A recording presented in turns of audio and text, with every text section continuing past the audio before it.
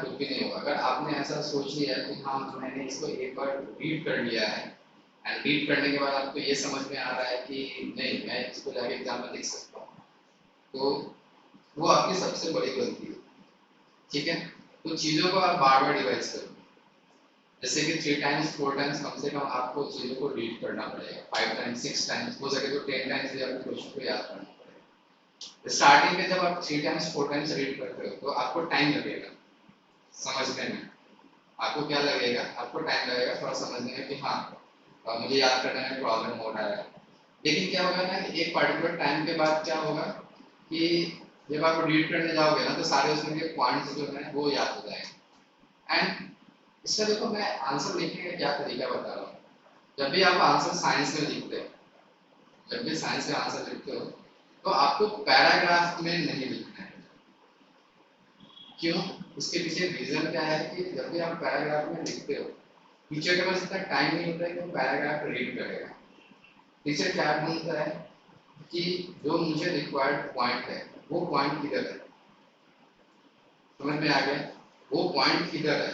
अगर आपने point form में लिखा है आंसर्स तो फिर टीचर को अगर फटाक से पॉइंट्स मिलते हैं तो टीचर क्या होगा, आपसे इंटरेस्ट होगा, उसके माइंड में होंगे वो बैलेंस हो जाएंगे, नहीं ये बच्चा अच्छा है इसने अच्छे से लिखा है। तो उसका बेनिफिट क्या होता है कि एक तो उस क्वेश्चन में आपको अच्छे मार्क्स मिलते हैं और साथ में क्या होता है कि बाकी सारे क्वेश्चन में भी आपको अच्छे अच्छे मार्क्स मिलते हैं। अभी फर्स्ट क्वेश्चन में अगर आपने अच्छे से लिखा है, फर्स्ट क्वेश्चन आपका इंटरेस्ट है, सपोज करो कि आपके ऑब्जेक्टिव क्वेश्चन आता है 20 क्वेश्चन ऑब्जेक्टिव, 20 क्वेश्चन ऑब्जेक्टिव करने के बाद अपने आपने फर्स्ट आप पार्ट बी से ले सकते हो, पार्ट सी से ले सकते हो, पार्ट डी से ले सकते हो, डिफरेंट डिफरेंट पार्ट से ले सकते हो।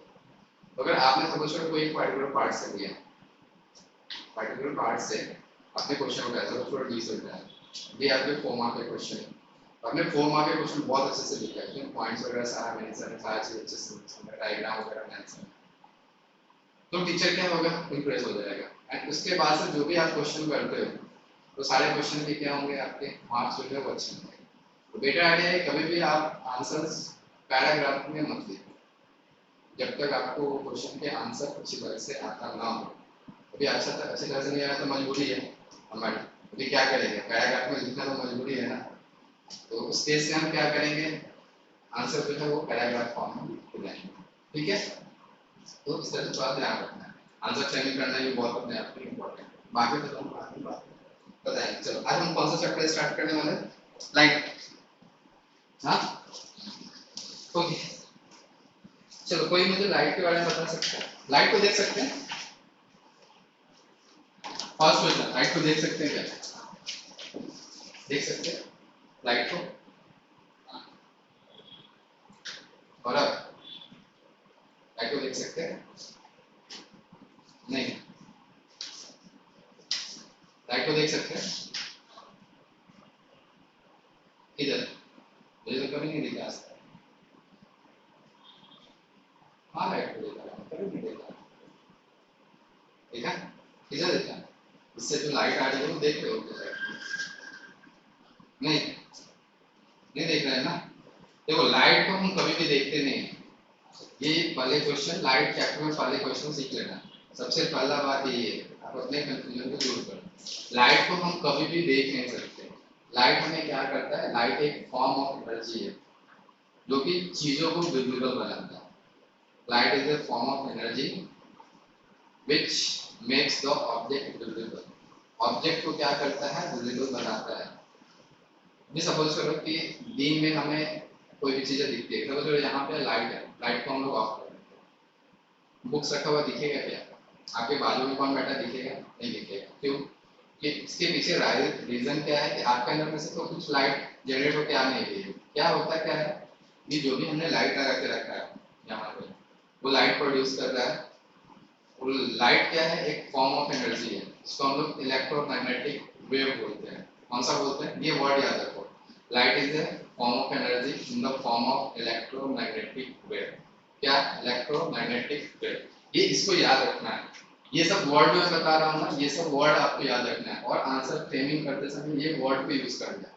आपने लाइट का बहुत सारा डेफिनेशन लिखा है, किसी ने एक ऐसे 3-4 लाइन में लिखा, उसको मार्क्स नहीं मिलेंगे, और किसी ने 2 लाइन में लिखा है उसने क्या वर्ड यूज किया है, लाइट एक फॉर्म ऑफ एनर्जी है in the form of electromagnetic wave which makes the object visible. बस इतना ही लिखा है, तो उसको क्या मिलेंगे, फुल के फुल मार्क्स मिलेंगे।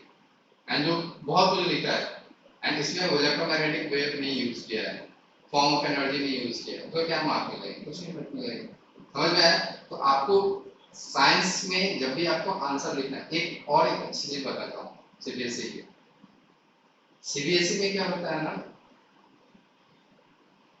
जो क्वेश्चन का आंसर रहता है, जो पैराग्राफ रहता है, वो आपको ऐसा नहीं कि बहुत बड़ा लिखना है। अगर 2 मार्क का क्वेश्चन है तो 2 मार्क के हिसाब से लिखते हैं।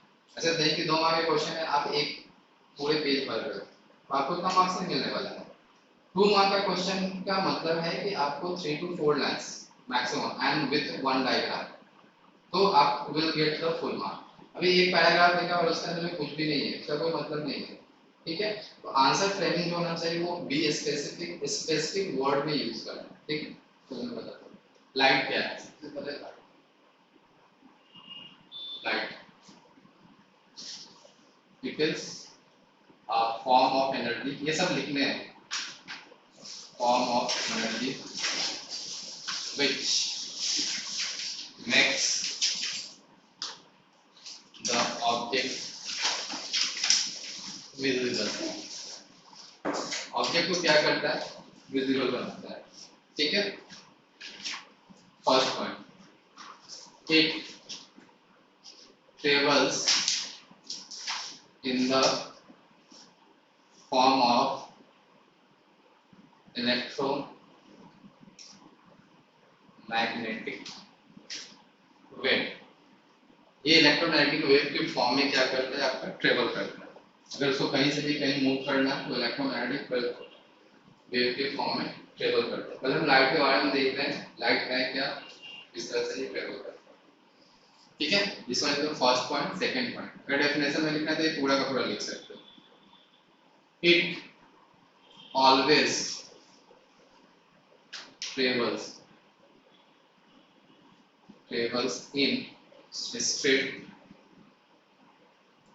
path, स्ट्रेट पाथ में ही ये ट्रेवल करता है। लाइट हमेशा zigzag मूवमेंट में नहीं ट्रेवल करेगा, वो कैसे ट्रेवल करेगा, स्ट्रेट पाथ। ओके, मतलब क्या है कि अगर ये चलना स्टार्ट किया ऐसे, तो ये ऐसे ही जाएगा, ये स्ट्रेट डायरेक्शन में जाएगा। अभी ऐसा नहीं कि यहाँ से लाइट चलना स्टार्ट किया ऐसे ऐसे जा रहा है और यहाँ पहुंचा। ठीक है, ये वाला पार्ट जो है वो गलत है, ये रॉन्ग है, और दिस वन इज करेक्ट। हम लोग बचपन में पढ़ते थे नर्सरी वगैरह में, इसमें से कौन सा गलत है कौन सा सही है पिक कर। ठीक है, तो मैं बच्चे की तरह दिखाऊंगा आपको, बहुत इंजॉय करके सीखोगे आप फिजिक्स, क्योंकि फिजिक्स जो है वो डे टू डे लाइफ का पूरा पार्ट है। तो सबसे सिखाएंगे इलेक्ट्रिसिटी एंड ये दो चीज तो बहुत अच्छी है आपको सीखने के लिए। डन, ठीक है। ये always travel in straight path. अभी देखो, अभी लाइट जो है, अगर आपका लाइट को हम लोग कैसे दिखाएंगे, ये स्ट्रेट लाइन। अभी अगर एक सिंगल आपका डे, हमने देख सिंगल लाइट का ऐसे फॉर्म दिखाया, सिंगल है ना, ये सिंगल लाइन है, तो इसको हम लोग क्या बोलेंगे, रे बोलेंगे। ठीक है, अगर बंडल्स ऑफ लाइट है, बंडल ऑफ लाइट का मतलब कि बहुत सारे लाइट जा रहे हैं किसी सोर्स से निकल, ऐसे सिंगल रे तो कहीं से निकलता नहीं है, बंडल ऑफ लाइट निकलते हैं। जैसे अभी ये आपका ट्यूबलाइट है, ट्यूबलाइट से कितने निकल रहे हैं, बंडल्स ऑफ लाइट निकल रहे हैं। तो जनरली बंडल्स ऑफ लाइट अगर निकलते हैं सारे के सारे स्ट्रेट निकल रहे हैं, जैसे भी निकलेंगे स्ट्रेट लगेंगे। इसको हम लोग क्या बोलते हैं, बीम। ये आपको दोनों के बीच में डिफरेंस याद रखना चाहिए। क्या डिफरेंस है, ये एक रे है और एक बीम है। ये क्या है, बंडल्स ऑफ लाइट है, ये सिंगल ये लाइट है, सिंगल लाइट, और ये क्या है, ये बंडल्स ऑफ लाइट है, बंडल्स ऑफ लाइट है। डन, ठीक है, ये समझ में आया दोनों के बीच में। ये आपका बेसिक, कोई पूछेगा नहीं आपसे, ये नहीं पूछने वाला, बट मैं आज सिखाता हूँ कि कहीं पे ये वर्ड आ गया तो ये वर्ड को आपको कैसे जज करना है, दोनों के बीच में डिफरेंस क्या है, कुछ यू शुड नो। बराबर है, ये पार्ट हो गया, ये वाला पार्ट करेक्ट है और ये वाला पार्ट गलत है। अभी क्या है कि मान लो कि कोई सरफेस है, दो टाइप के सरफेस होते हैं। टाइप्स ऑफ सरफेस क्या होता है आपका, 2 टाइप्स होते हैं, types of surface. Types of surface कितने हैं? दो टाइप के। फर्स्ट टाइप क्या होता है? रेगुलर, एंड सेकंड टाइप क्या है? इरेगुलर। अभी रेगुलर सरफेस बता सकते हो कहाँ पे लिखा है? कहीं पे लिखा है? रेगुलर सरफेस का मतलब क्या है? there are no bumps or ridges in the हाँ, surface. ओके। तो कहीं पे भी बॉम्ब्स नहीं, मतलब क्या है कि इस तरह के ये सरफेस है, ये मान लो कि कोई एक सरफेस है जिसके अंदर में कोई भी डिफरेंट टाइप का अप्स एंड डाउन्स नहीं है। भी एक दूसरे टाइप का ये सरफेस लेते हैं, जैसे इस तरह का सरफेस ले लिया, बराबर है? तो this one is the irregular surface, ये इरेगुलर सरफेस है, बराबर? ये किस तरह का हो सकता है ऐसा? तो दोनों टाइप के सरफेस है। अभी मुझे बताओ यहाँ पे कुछ रेगुलर और इरेगुलर सरफेस दिख रहे हैं कुछ ऐसा? हाँ, मटर का स्किन कौन सा है? रेगुलर है। इरेगुलर सरफेस ये क्या है? बेंच नहीं, बेंच जो है वो आपका इरेगुलर सरफेस है। जितने हम सरफेस देखते हैं ना हमारे आसपास, जितने भी सरफेस हैं, हमें फील होता है कि ये रेगुलर सरफेस है, बट एक्चुअल में ये रेगुलर सरफेस नहीं होता है। जैसे हम ग्लास देखते हैं, जो मिरर हम लोग यूज करते हैं, उसको हम लोग बोल सकते हैं रेगुलर सरफेस। जनरली उसकी फिनिशिंग इतनी अच्छी होती है कि उसके अंदर में कुछ भी ऐसा आपको जिगजैग मूवमेंट नहीं दिखेगा। ये कैसे मालूम चलता है? ये हमें कब मालूम चलेगा? जब हम माइक्रोस्कोप से देखेंगे, वो भी बहुत हाईली मैग्नीफाइड माइक्रोस्कोप है, नाम सुना होगा माइक्रोस्कोप का नाम। हाँ, तो अगर उससे अगर देखेंगे तो हमें मालूम चलेगा कि ये सरफेस क्या है। अभी हम हैंड को देखते हैं, हैंड पे हमें लगता है कि बहुत साफ है, क्लीन है, बट अगर हम माइक्रोस्कोप पे, पावरफुल माइक्रोस्कोप पे देखो तो कीटाणु दिखाते हैं, जैसे डिटॉल का ऐड आता है, कभी देखा है? देखो कितने जम्स है। नहीं, वो मैं इसलिए बोल रहा हूँ कि आपको चीजें याद हो। ये सारे बीच बीच में ऐसे जोक्स मैं करते रहूंगा सो दैट कि आपको चीजें याद हो, इसके लिए मैं करता हूँ कि मतलब आज आपको याद हो जाए कि हाँ, जितने हमारे आसपास में सारे सरफेसेस दिख रहे हैं, that are all the irregular surface, सारे इरेगुलर सरफेस हैं। तभी रे ऑफ लाइट जो वहां से आ रहा है वो फॉल होके क्या होता है? आपका रिफ्लेक्ट होता है। क्या होता है? रिफ्लेक्ट होता है। हम लोग इसमें दो टाइप के टॉपिक पढ़ेंगे, एक रिफ्लेक्शन है, एक रिफ्रैक्शन है। रिफ्रैक्शन इज रिफ्लेक्शन, पहले हम लोग रिफ्लेक्शन देखेंगे। रिफ्रैक्शन क्या होता है कि अगर रे ऑफ लाइट कहीं से आया ऐसे और यहाँ से ऐसे, ये रिफ्रैक्ट होके चला जाएगा। अभी मैंने इसके टर्म्स वगैरह कुछ नहीं बताया, टर्म्स वगैरह सारा मैं अभी आपको डिस्क्राइब करूंगा। तो इसमें क्या होंगे? अभी सपोज करो कि ऐसे पैरेलल बीम ऑफ लाइट आ रहे हैं, तो ये क्या होगा? पैरेलल ही निकलेगा, ऐसे जाएंगे, ये ऐसे जाएगा, ये ऐसे जाएगा, ठीक है? ये आपका ऐसे ही जाएगा। कभी कभी देखते हो घर में, कभी ऐसा किया है क्या? नहीं किया है तो कभी कर लेना। घर में मिरर लगा हुआ है, आपके घर में मिरर होगा कहीं पे, आपके टॉर्च भी रहता है कहीं पे, वो वाला कभी टॉर्च देखा है क्या? हाँ, तो लाइट ऑफ कर लेना और उस पर ऐसे मार के देखना, ऐसे एक टाइप का एक्सपेरिमेंट हो जाएगा, आपको चीजें समझ में आएगा कैसे रे ऑफ लाइट जा रहा है। एंड ये चीज आप अगर करते हो तो आप कभी भी, मैं लाइफ में गारंटी देता हूँ, कभी भी नहीं भूलोगे कि रिफ्रैक्शन कैसे होता है एंड कैसे काम करता है। तो देखो कि उसमें क्या होगा ना कि जो रे ऑफ लाइट आपने स्ट्राइक किया ना, उसमें से मैक्सिमम जो होगा एक पाथ में जा रहा होगा। अगर आपके घर में अगर 10 पार्टिकल है तो वो पाथ नहीं दिखेगा। वो दिखेगा, वो क्यों दिखेगा? कि अगर आपने केमिस्ट्री में पढ़ा होगा टिंडल इफेक्ट, हाँ, तो वो टिंडल इफेक्ट यहाँ पे भी आएंगे, लाइट्स में हम फिर से पढ़ेंगे टिंडल इफेक्ट। तो ये क्वेश्चन मैं आपको अभी से सिखा रहा हूँ कि कैसे आता है। ये सब सब आपको एक्सपेरिमेंट बेस्ड आपको चीजें सिखाई जाएगी, तो मेरे हिसाब से आपको जाएगा। तो मैक्सिमम चीज वैसे ही सीखोगे, आपको चीजें याद रहेगी कि सर अच्छा टिंडल इफेक्ट सर ने बताया था, कैसे बताया था, वो एक स्टोरी बताया था क्या सर, घर में लाइट ऑफ कर दो, ये आपके पास मिरर है, मिरर पे अगर आपके पास टॉर्च है तो ऐसे कर दो, ठीक है? नहीं होगा तो वो क्या करने का, बाहर में से कहीं पे फुटपाथ पे 5-10 रुपए का टॉर्च मिलता है, खरीद के लेके आने का एक्सपेरिमेंट करना। अगर एक कंसेप्ट सीखते हो तो 10 रुपया क्या ज्यादा है क्या? नहीं है ना, कंसेप्ट तो याद रहेगा, कर लेना एक बार, ठीक है? तो ये मोबाइल वाले से मत करना। मोबाइल वाले में क्या होता है, आपका जो लाइट है वो ऐसे डाइवर्ज होता है, तो इसमें आपको नहीं मालूम चलेगा, सर ने बोला था बट हमने गलत कर दिया। ऐसे आपको करना है जिसमें रे ऑफ लाइट जो है ऊपर निकल रहा है तो आपका ऐसे एक पाथ मिल रहा है, समझ में आया? उस तरह का क्वेश्चन करते समय देख लेना एक बार करके, ठीक है? तो उसको यूज करना है। तो करने का मतलब क्या है कि यहाँ पे जो रे ऑफ लाइट जा रही है, ये जो एरो दिखा रहा हूँ ना, इसका बहुत इंपॉर्टेंस है।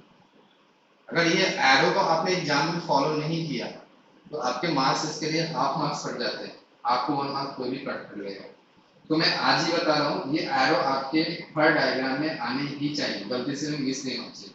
क्यों? क्योंकि इसके लिए मार्क्स होता है, तो इसको फॉलो करना है। अभी ये रेगुलर है तो सारे के सारे क्या निकल रहे हैं, जैसे आए वैसे निकल रहे, पैरेलल टाइप का जा रहा है। लेकिन इरेगुलर सरफेस है, इरेगुलर सरफेस में अगर रे ऑफ लाइट आएगा ऐसे, ये ऐसे निकल गया, ठीक है, यहाँ से ये ऐसे गया, ये ऐसे आ गया, इसको कट कर रहा है, यहाँ पे कट कर रहा था क्या? नहीं कर रहा था, जैसे पैरेलल था वैसे नहीं कर रहा।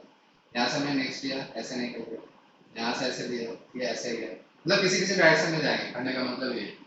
क्लियर है, समझ में आ गया? इरेगुलर एंड रेगुलर सरफेस में क्या होता है, तो जितने में हमारे आसपास में है, अभी रेगुलर सरफेस में जा रहा है। अभी कभी कभी ऐसा होगा कि हमने यहाँ पे लाइट नहीं जलाया, फिर भी वहाँ पे लाइट जा रही है, कभी कभी ऐसा बोलोगे, तो बोलोगे सर वहाँ पे लाइट कैसे पहुँच गई, वहाँ पे तो कुछ जल ही नहीं रहा है। जैसे क्लासरूम में भी कहीं कहीं ऑब्जर्व करके देखो कि कोई ऐसा भी पार्ट होगा जहाँ पे रे ऑफ लाइट डायरेक्टली नहीं जा रही है, बट वो पार्ट दिखेगा।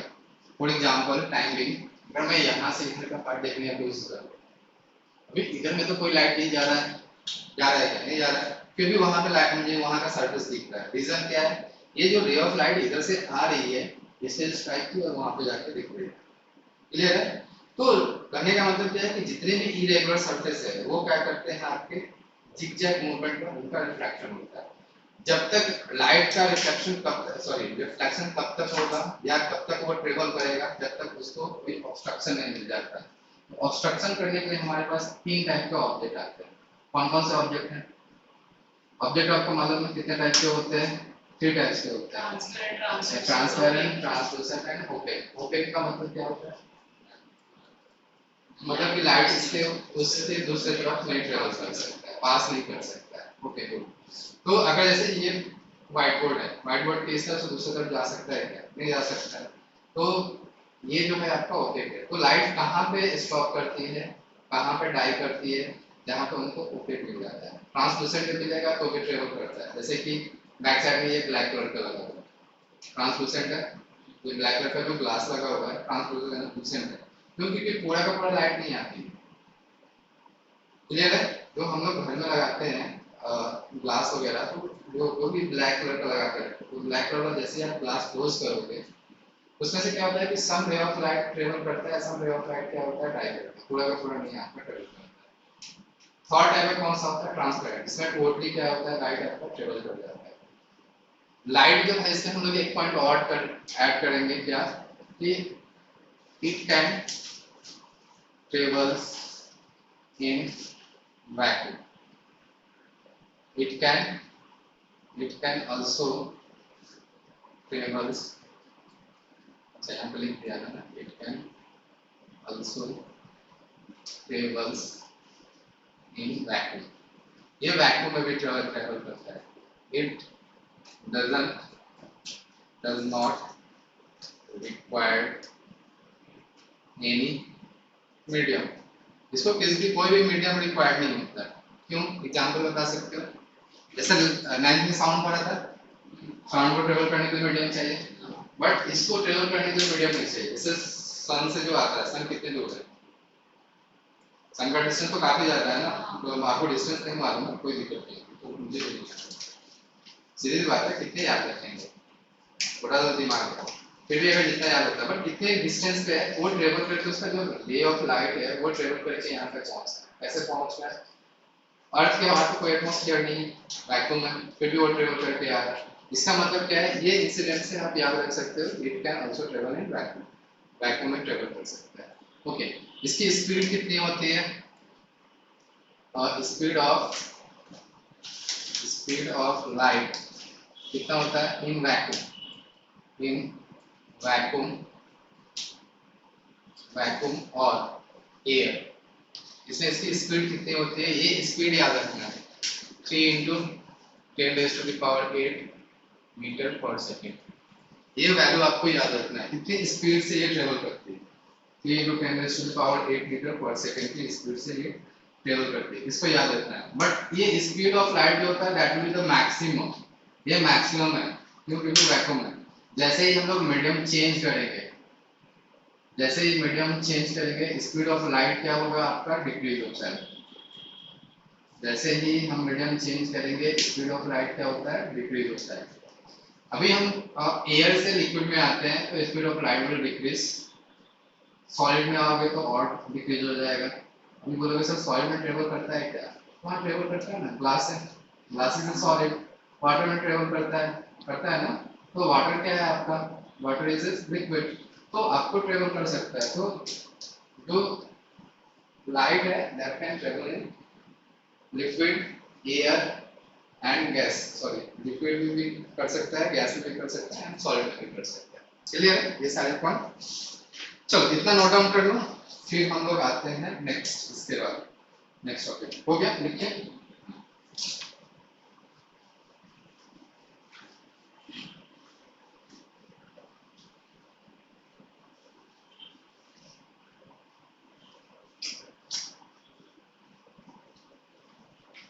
इसमें से जितना मैंने पढ़ाया, इसमें से जो इम्पोर्टेंट है that is the definition of, ये जो इधर में पॉइंट्स लिखे थे वो सारे पॉइंट्स इंपॉर्टेंट है।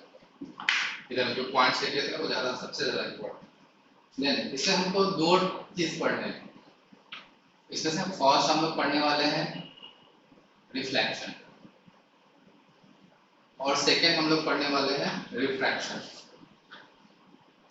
रिफ्रैक्शन तो रिफ्रैक्शन हम लोग बाद में पढ़ेंगे, पहले हम लोग क्या देखते हैं? रिफ्लेक्शन देखते हैं। पहले फर्स्ट पार्ट हम लोग रिफ्लेक्शन ही करते हैं। सपोज करो जितने भी हम लोग अभी काम करने वाले हैं सारे के सारे रेगुलर सरफेस के लिए करेंगे। जितने भी हम लोग, क्योंकि आप डिग्जेक्ट है तो उसके लिए कितने रे ऑफ लाइट ड्रॉ करोगे, आपको समझ में आएगा कि जैसे किधर जाए। तो जितने भी हम लोग काम करने वाले हैं वो सारे के सारे किसके लिए करने वाले हैं? रेगुलर सरफेस के लिए। आगे तक अभी ये रे ऑफ लाइट आया, इसके ऊपर में स्ट्राइक किया, इसको हम लोग बोलते हैं इंसिडेंट रे। इंसिडेंट रे जो फॉल हो रहा है उसको हम लोग क्या कहेंगे? Incident ray. यहाँ पे हम लोग क्या करेंगे? एक नॉर्मल ड्रॉ करेंगे। नॉर्मल का मतलब क्या होता है किसी को मालूम है? What is this? This is normal. Normal का मतलब क्या होता है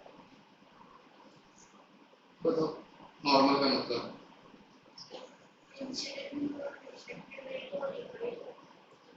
नॉर्मल का मतलब नॉर्मल, हाँ तो पूछने का ना, पूछे यार बात, मैं ही क्वेश्चन पूछ रहा हूँ। नॉर्मल का मतलब होता है 90 डिग्री, ये सरफेस के ऊपर में 90 डिग्री, कहीं भी हमको बनाना है तो 90 डिग्री, ये क्या होगा आपका 90 डिग्री। ठीक है। अभी ये जब भी यहाँ पे जो इसके बीच में एंगल फॉर्म होगा, ये नॉर्मल और इसके बीच में, इसको हम लोग आई से डिनोट करते हैं। आई क्या है? That is the angle of incident. Clear है? ये रे ऑफ लाइट यहाँ पे फॉल होगा और ये रिफ्लेक्ट हो जाएगा, ये फॉल होगा रिफ्लेक्ट होगा। अभी बताया कैसे रे ऑफ लाइट रिफ्लेक्ट होता है। और जो इसके बीच में एंगल बनेगा इसको हम लोग स्मॉल आर से बोलते हैं। आर क्या है? That is the angle of reflection. इसको आर से, and this one is known as the reflected ray. इसको याद रखना है।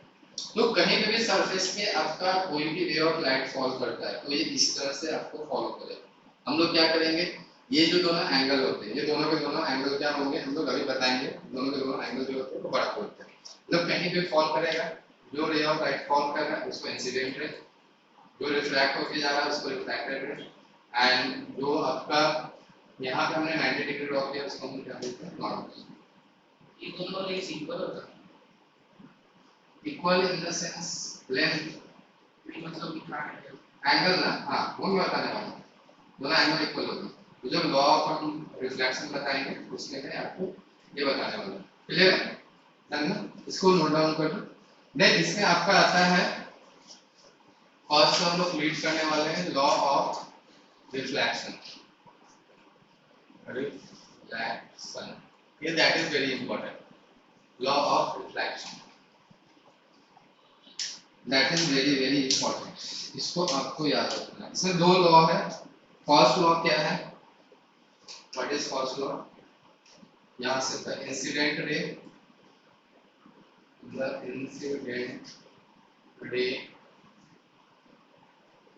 The normal and the reflected ray all the same plane. ये सारे के सारे क्या करेंगे, आपका एक ही प्लेन के अंदर में लाई करेंगे। प्लेन समझ में आता है ना? प्लेन आपने पढ़ा होगा ना 9th क्लास में, कोऑर्डिनेट ज्योमेट्री पढ़ा था ना। एक प्लेन, एक्स वाई प्लेन का मतलब क्या है, ये एक प्लेन है। मतलब कि रे ऑफ लाइट अगर आपका ये इस तरह से आया, इस तरह से फॉल किया, तो ये बोर्ड के प्लेन में लाई कर रहा है, तो जो ये रिफ्लेक्ट होके जाएगा वो भी बोर्ड के प्लेन में ही लाई करेगा। क्लियर है? जैसे कि ये दो है, प्लेन का मतलब क्या है, ये दो आपका रे ऑफ लाइट है ना, एक आपका क्या है इंसिडेंट रे है और एक आपका रिफ्लेक्टेड रे। तो इसको लेके हम एक प्लेन बना सकते हैं। प्लेन का मतलब क्या होता है, एक इस तरह का सरफेस बन गया।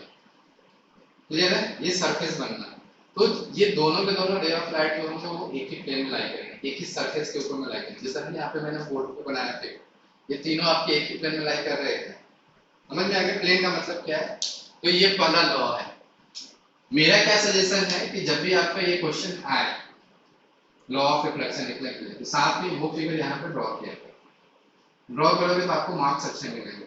इसको ड्रॉ करने में कितना देर टाइम लगेगा, 30 सेकंड, बट आपका मार्क्स तो सिक्योर हो जाएगा।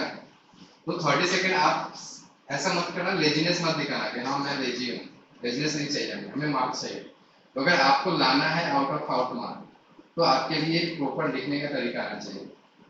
अगर मान लो कि एक बच्चे ने ऐसे लिखा है और एक बच्चे ने डायग्राम के साथ में लिखा है, तो किसके प्रेजेंटेशन अच्छे हैं, वो डायग्राम के साथ में। अगर तुमको अगर मार्क्स देने के लिए बोला जाए, बोला कि चलो ठीक है तुमको कुछ नहीं आता है, इसको ये मार्क दे दो, तो दो बच्चे का आंसर सीट है, मार्क दे दो, किसको अच्छा मार्क दोगे? डायग्राम वाला, ऑब्वियस बात है ना।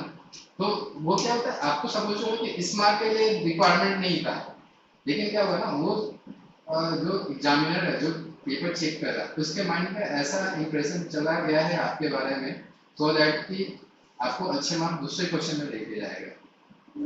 समझ में आया? तो वो बेनिफिट अगर आपको चाहिए तो सारे क्वेश्चन में डायग्राम डालने की कोशिश करो। ये मैं आपको सिखा रहा हूँ। ओके, सेकेंड लॉ क्या है? सेकेंड लॉ क्या होता है, the angle of incident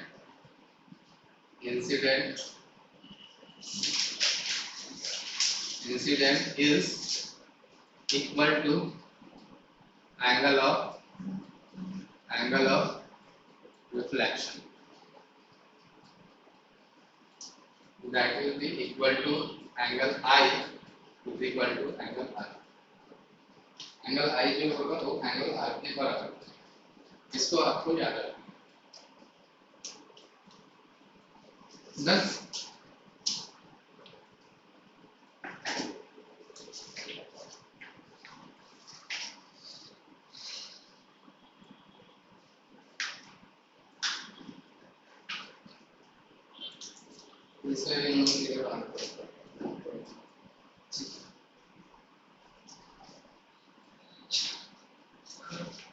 irregular surface में नॉर्मल होगा, इरेगुलर सरफेस में नॉर्मल होगा ना, बता दो।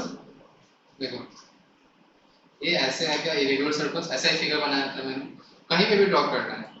ये जो लॉज मैंने बताया है, this laws is valid for all type of surfaces, all type of reflecting surfaces, जितने भी रिफ्लेक्टिंग सरफेस, प्लेन हो, रेगुलर हो, इरेगुलर हो, कर्व हो, कोई सा भी आपका वैलिड है।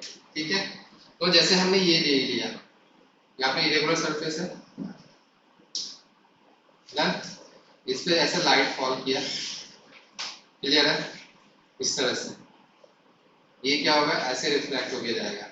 यहाँ पे जो नॉर्मल होगा वो ये इस तरह का होगा, यहाँ पे 90 डिग्री कौन होना चाहिए।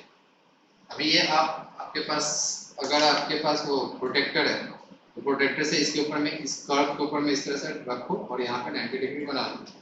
जो 90 डिग्री फॉर्म होगा that will be the normal. अभी ये सरफेस पे 90 डिग्री बनाना है, ये सरफेस पे 90 डिग्री का नॉर्मल किस तरह का होगा, ये इस तरह का नॉर्मल बनेगा। क्लियर है? तो एंगल ऑफ, अगर मान लो इस तरह से फॉल किया रे ऑफ लाइट, तो ये किस तरह से चला जाएगा, ये कुछ इक्वल एंगल बना के जाएगा, ये एंगल और ये एंगल इक्वल है। समझ में आ गया क्या? गौरव नाम है ना? हाँ, तो ये एंगल और ये एंगल क्या होंगे, तो आपके इक्वल हो जाएंगे। क्लियर है?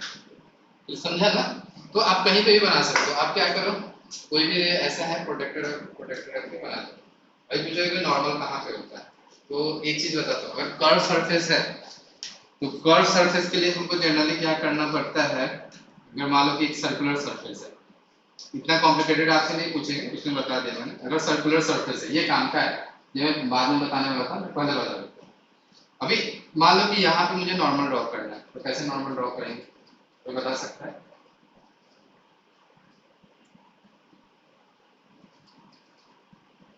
नाइन क्लास में सर्कल में टेंजेंट था क्या? नहीं।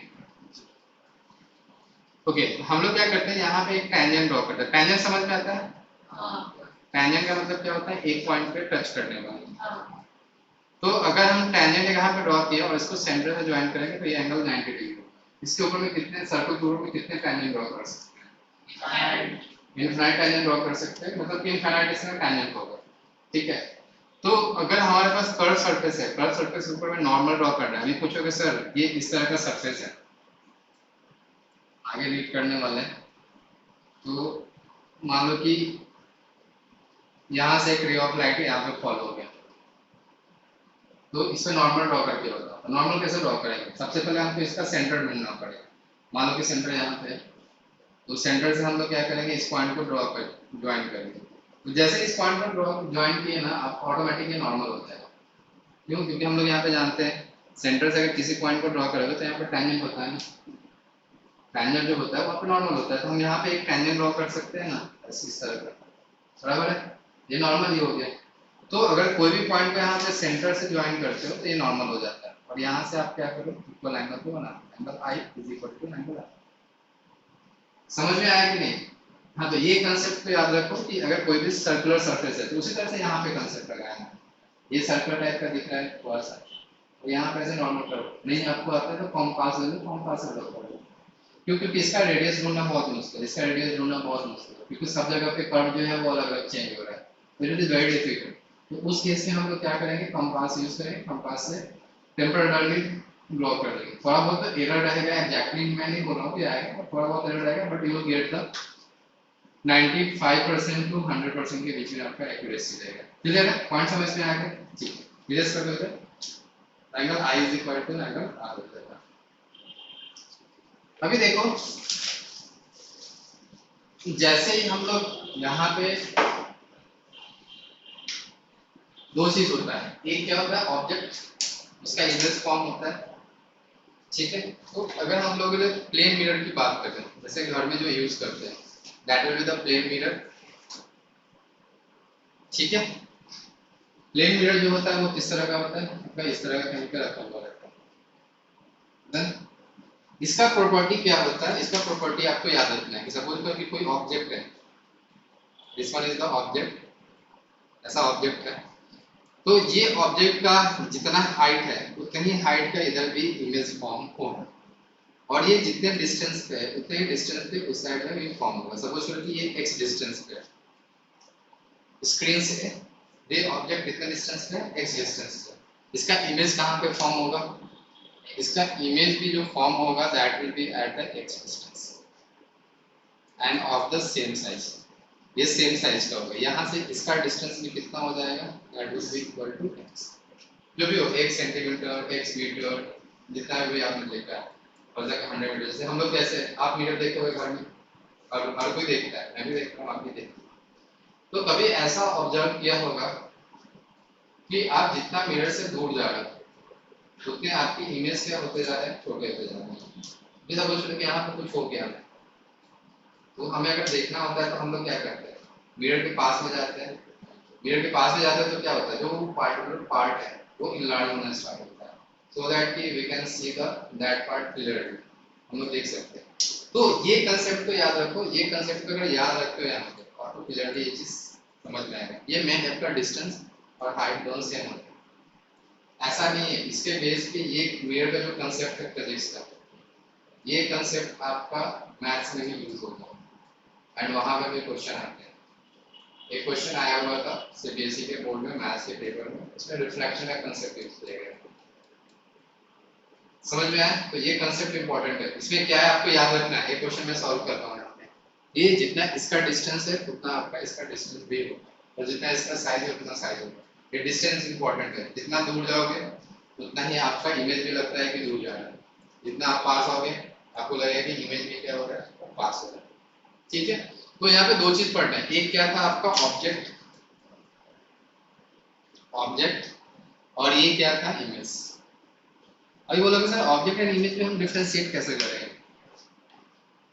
डिफरेंशिएट कर सकते हैं क्या, तो कर सकते हैं ना। ऑब्जेक्ट को हम लोग टच कर सकते हैं, कोई भी इमेज को कभी टच करते हुए देखा है क्या, मोबाइल में कभी इमेज टच किया है, नहीं पॉसिबल नहीं है, किसी का भी इमेज फॉर्म इमेज को कभी टच नहीं कर सकते। तो सिंपल है डिफरेंशिएशन है, मतलब डिफरेंस करके बता सकते हैं। इमेज को हम लोग क्या कर सकते हैं, टच नहीं कर सकते, तो कहीं पे भी फॉर्म वाला टच नहीं कर। अभी यहाँ पे कोई इमेज फॉर्म होता है वो टू टाइप्स के इमेज होते हैं। इमेज जो फॉर्म होता है वो टू टाइप्स के होता है, first one is the real image और सेकंड जो होता है that will be the virtual image, virtual image. ये दो टाइप के इमेज फॉर्म होंगे।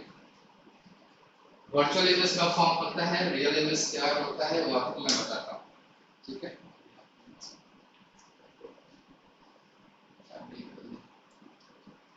ब्रेक लेते हैं, ठीक है, उसके बाद चलो ये लिख लो, नोट डाउन कर लो, फिर हम लोग स्टार्ट करेंगे after taking a 5 minutes break.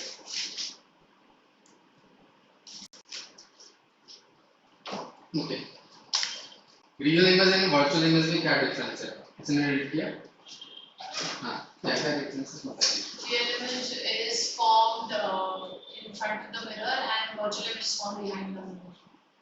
ठीक है, पहला एक फॉर्म इन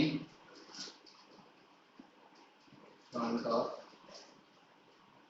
मिरर। अगर ये मिरर है, कोई भी मिरर हो, ऐसा प्लेन मिरर के लिए नहीं, आपका हम लोग आगे स्फेरिकल मिरर भी पढ़ने वाले हैं, तो मेनली स्फेरिकल मिरर पे ही क्वेश्चन आता है। तो अगर स्फेरिकल मिरर पढ़ने वाले हैं तो उस केस में भी क्या होगा, आपका रियल इमेज जो होता है वो फ्रंट में बनता है, ठीक है। वर्चुअल इमेज कहाँ बनता है, it will form behind the mirror. ये मिरर की बैक साइड में बनता है, जैसे यहाँ पे ये अपना प्लेन मिरर है, इसमें इमेज कहाँ पे फॉर्म होता है, पीछे की ओर फॉर्म होता है, क्लियर है। तो ये हमेशा क्या होगा, बैक साइड में। तो यहाँ पे जो भी इमेज फॉर्म हो रहा है, यहाँ पे मैंने जानबूझ के भी नहीं बताया था, ये हमेशा क्या होगा, वर्चुअल, ऑलवेज वर्चुअल। ये वर्ड याद रखना, कभी कभी क्वेश्चन पूछते क्या है एग्जाम्स में, ये बताओ कि ऐसा कौन सा मिरर है जिस केस के ऑलवेज वर्चुअल इमेज फॉर्म होगा।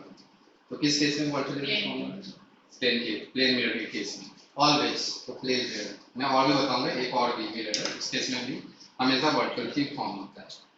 सेकंड क्या है कि ये जो होता है it will be inverted. Inverted का मतलब क्या होगा, उल्टा, अपसाइड डाउन। जैसे कि मान लो कि यहाँ पे हमने, यहाँ पे जैसा देखो इसका यानी हेड ऊपर दिखा है, इसका भी हेड ऊपर है, पैड नीचे दिखा है, पैड नीचे, ये क्या है, उल्टा है सीधा है, सीधा है, इसको हम लोग बोलते हैं erect. So it will be, यहाँ पे सेकेंड पॉइंट में डालेंगे, first second, it will be erect.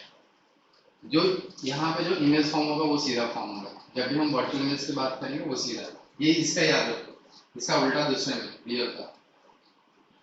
Third point तो बता सकते हैं क्या, देखो थर्ड पॉइंट मैं लिख के देता हूँ, इट विल फॉर्म और ऑब्टेन ऑन द स्क्रीन के ऊपर में हम इसको देख सकते हैं, जो भी रियल इमेज है वो सारे के सारे स्क्रीन पे दिखते हैं। ये क्या होगा, नॉट फॉर्म, इसका उल्टा है। Third point, it will not form on the screen के ऊपर में नहीं फॉर्म होगा। जैसे आप मूवी देखते हो, मूवी देखने जाते हो ना, थिएटर जाते हैं कि नहीं जाते हैं ना, हाँ वहाँ पे जो इमेजेस फॉर्म होता है, जो मूवी चल रही है वहाँ पे जो इमेजेस फॉर्म होता है वो हमेशा उल्टा फॉर्म होता है। रीजन क्या है कि जब भी वहाँ पे वो उठाते हैं, वो बैक साइड में चलते रहता है एंड लेंस के थ्रू वहाँ पे इनलार्ज होकर जो फोटो आता है, वो फोटो जब इनलार्ज होकर आता है तो वहाँ पे उल्टा हो जाता है, बट हमें क्या होता है वो सीधा दिखता है, ठीक है। ये आपको याद रखना। फोर्थ पॉइंट इसमें भी है। फोर्थ पॉइंट क्या है? It will form by the actual meeting of rays. ये रेज के मीटिंग से फॉर्म होता है। दो रेज आके ऐसे मीट करेंगे तभी जाके फॉर्म होगा। अभी मुझे बताओ, यहाँ पे जो इमेज फॉर्म हुआ ये ऑब्जेक्ट से एक रे ऑफ लाइट निकला होगा, रे ऑफ लाइट निकला होगा, ये पीछे जाएगा क्या? नहीं जाएगा ना। ये तो पॉलिश सरफेस है, ये इसका मतलब क्या है? ये पॉलिश सरफेस, ये क्लियर है ना? ये पॉलिश सरफेस है। तो ये पॉलिश सरफेस से बाहर जाएगा क्या? ये तो ऐसे रिफ्लेक्ट होकर आ जाएगा, क्योंकि 90 डिग्री तो स्ट्रेट है। अभी यहाँ से क्या होगा? ऐसे भी होगा, एक रे ऑफ लाइट ऐसे भी जाएगा, ये ऐसे रिफ्लेक्ट होकर आएगा, बराबर है? ये कभी भी इधर पास होके आएगा क्या? नहीं पास होके आएगा, बात खत्म हो गया। तो इस केस में ये समझो कि ये क्या है? आपका जो इमेज फॉर्म हो रहा है, ये वर्चुअल इमेज फॉर्म हो रहा है। वर्चुअल इमेज कभी भी एक्चुअल मीटिंग ऑफ रियल से फॉर्म होगा क्या? नहीं होगा। तो यहाँ पे एक पॉइंट हम लोग ऐड कर देंगे, फोर्थ पॉइंट। इट विल, ये शायद बुक में नहीं लिखा होगा, फॉर्म रियल्स वाले में, form by, it will be form by without meeting the actual curve। ये एक्चुअल कर्व के मीट से नहीं बनता है। तो बोलो सर इसका इमेज कैसे फॉर्म होगा?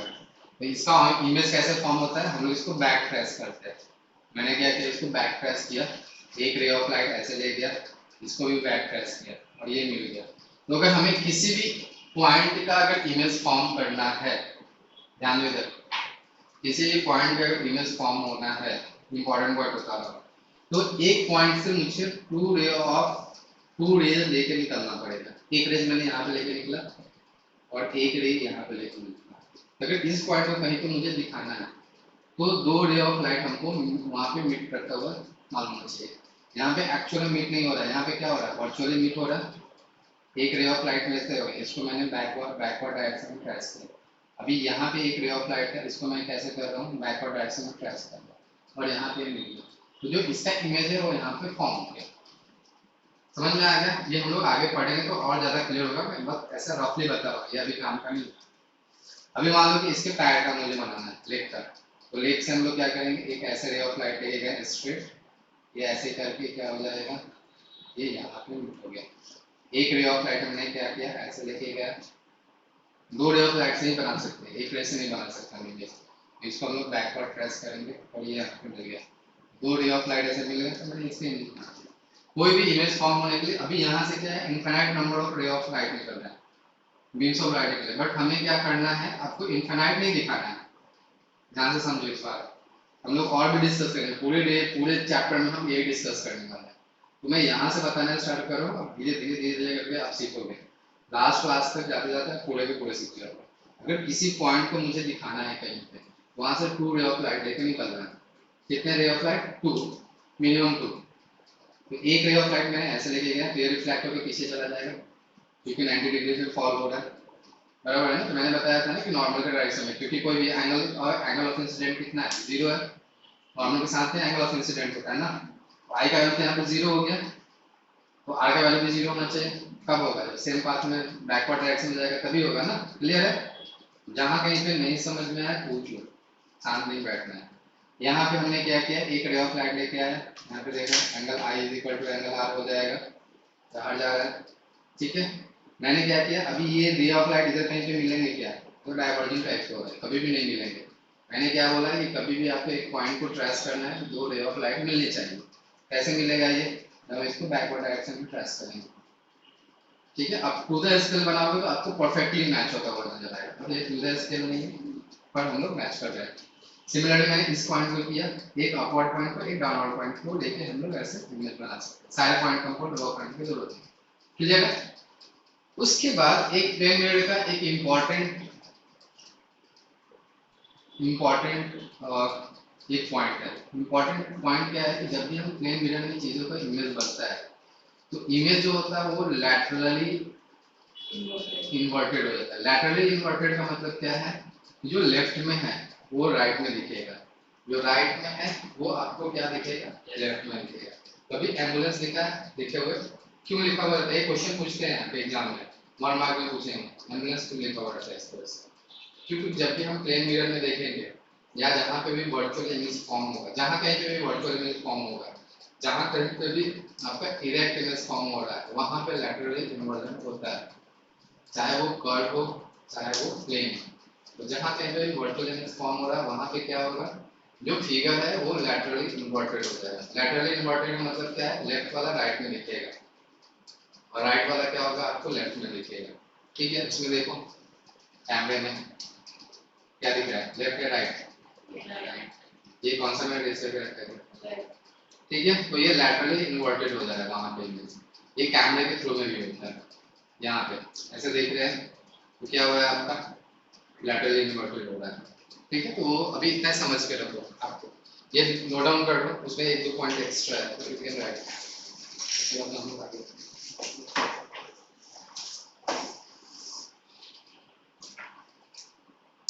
डिफरेंस आता है कभी कभी लैटरली इन्वर्जन का, आपको डेफिनेशन वगैरह मालूम होना चाहिए।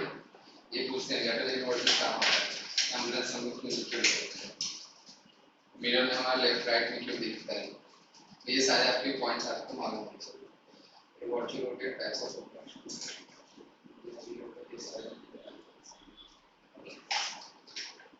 ये स्फेरिकल के लिए आपको मेन यहाँ से स्टार्ट हो रहा है स्फेरिकल।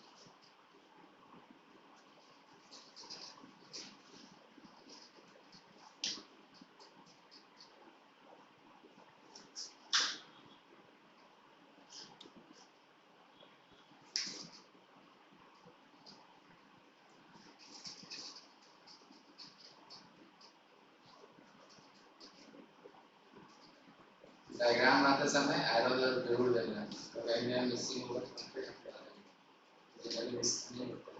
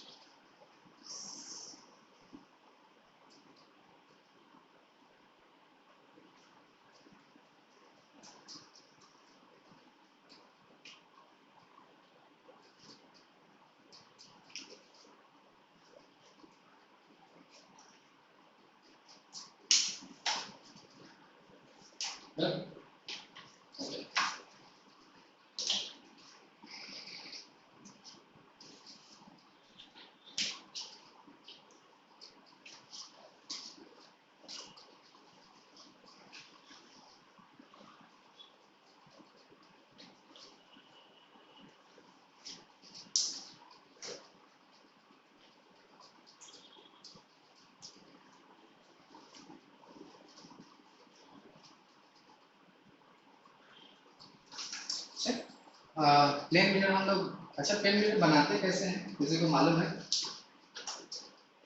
प्लेन मिरर बनाना है अगर तुमको बनाने के लिए बोल दिया, कैसे बनाओगे? हाँ नहीं नहीं 180 नहीं, जैसे कि मान लो आपने ग्लास दिया होगा, प्लेन मिरर कैसे कैसे बनाते हैं, कैसे जो मार्केट में जो सेल करते हैं वो कैसे बनाते हैं, वो क्या करते हैं कि एक आपके पास ग्लास है जो ट्रांसपेरेंट ग्लास होता है ना, उसी पे वो सिल्वर कलर का कोटिंग करते हैं पहले, उसके ऊपर में बैक साइड में फिर पेंट कर देते हैं, ठीक है। तो उसको हम लोग बनाते हैं। सिमिलरली हम लोग क्या करते हैं, स्फेरिकल मिरर बनाते हैं। स्फेरिकल मिरर बनाने का सबसे पहले ये समझ लो कि स्फेरिकल मिरर बनता कैसे, तो बाकी आपके क्वेश्चन ऑटोमेटिक सॉल्व हो जाएगा। ये सर्कल है, सर्कल है, ये हॉलो स्फीयर है। स्फीयर समझ में आता है, जैसे आपने प्लास्टिक का बॉल देखा होगा, वो प्लास्टिक का पूरा है, वैसे हमने ग्लास का बॉल लिया। कहीं ग्लास का भी बॉल देखा होगा ना, कहीं ना कहीं आपके बचपन में कहीं मिल्टान में कुछ डाल देते हैं, उसके अंदर वैसे रोटेट करते रहता है कभी कभी, ठीक है। या वैसे देखो जो जिसमें हम फिश को रखते हैं, हाँ वो राउंड वाला, उसको इमेजिन कर सकते हो। ऐसे बहुत सारे मैं डे टू डे लाइफ का एग्जाम्पल बताऊंगा जिससे आपको चीजें बहुत क्लियर हो। ये छोटे छोटे एग्जाम्पल बहुत इंपॉर्टेंट होते हैं। हमने क्या किया उसमें से, उसका कहीं कहीं सेंटर होगा, सेंटर इज बहुत इंपॉर्टेंट, सेंटर होगा। तो मैंने क्या किया, इसमें से इसको कट कर दिया यहाँ से इतने पार्ट में। ऐसे क्या किया, एक मैंने परपेंडिकुलर प्लेन लिया, प्लेन से कट कर दिया, तो कुछ कट करके इस तरह का शेप आएगा, बराबर है ना। अभी ये इस तरह का शेप आया तो हम इसमें पेंटिंग किस तरह से कर सकते हैं, या तो अंदर से कर सकते हैं या तो आउटसाइड कर सकते हैं। अगर आउटसाइड में आपने सिल्वर का कोटिंग किया, सिल्वर का पेंटिंग किया, तो inner side will be the reflecting surface. अगर अंदर से इससे साइड से आपने पेंटिंग किया तो outer side will be the reflecting surface. Simple सा पड़ता है, कोई नया चीज नहीं है, सबको आता है, बचपन में सीख सकते हो, कुछ नया 10th वाला कुछ है ही नहीं कर सकते। तो मैंने क्या किया, अगर ये बाहर वाले साइड को ऐसे पेंटिंग कर देते हैं, आप कितना भी कट कर सकते हो, बाहर वाला साइड में अगर पेंटिंग कर दिया आपने तो inner side will be the reflecting surface. ये कौन सा हो जाएगा, इनर surface is reflected।